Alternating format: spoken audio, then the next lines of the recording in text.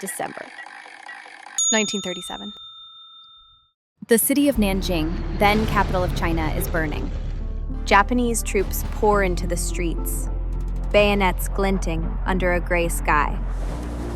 Civilians, men, women, and children, are caught in a nightmare. Mass executions, rape, looting. This is the Rape of Nanjing, one of the darkest chapters in modern history. But in the heart of this horror, where smoke chokes the sky, gunfire echoes, and the world seemed to have turned its back, a man in a Nazi armband is making his stand. His name was John Rabe, a card-carrying member of Hitler's Nazi Party. Who was this man? Why would a Nazi risk his life to stand against Imperial Japan? And why has history nearly forgotten him? Feared by foes and idolized by its crews, here, in the heart of German industry, the hammer is as mighty as the rifle, and the machine is king. John Rabe was born in Hamburg, Germany, in 1882. A quiet, religious man, a businessman. He wasn't a general, he wasn't a diplomat, he wasn't even famous. By 1931, he had been working in China for over 2 decades. He spoke fluent Chinese, he lived in Nanjing with his wife. To the locals, he was just the friendly German boss with the big heart. In 1937, war broke out between China and Japan.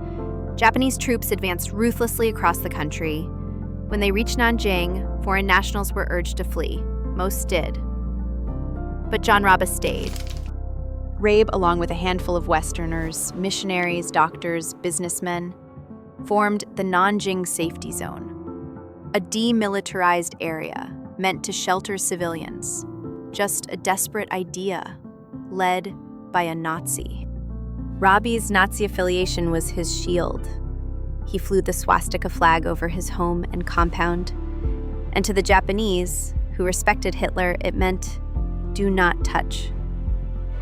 In this twisted irony, the symbol of terror became a banner of hope. On December 13th, the Japanese Imperial Army entered Nanjing. What followed was 6 weeks of systematic terror. John Rabe wrote in his diary, "We saw corpses lying on the street as we left the house. The Japanese have gone mad." He begged Japanese officers to stop the slaughter. He documented the crimes in writing, photographs, and film. He sheltered as many people as he could, at times over 600 people crowded in his backyard. Every night he stood at his gate with nothing but a flashlight and a Nazi flag, stopping Japanese soldiers from entering. Sometimes he succeeded, sometimes he didn't, but he never stopped trying. Throughout the massacre, Rabe kept a meticulous diary, hundreds of pages, describing atrocities, names, and dates. He mailed desperate letters to Hitler himself, pleading for intervention. Hitler never responded. Germany's chief of staff have arrived for the fateful ceremony. The general puts his signature to the document, which acknowledges the complete defeat of the German armed forces by those of Britain, Russia, and the United States. After the war, John Rabe returned to Berlin.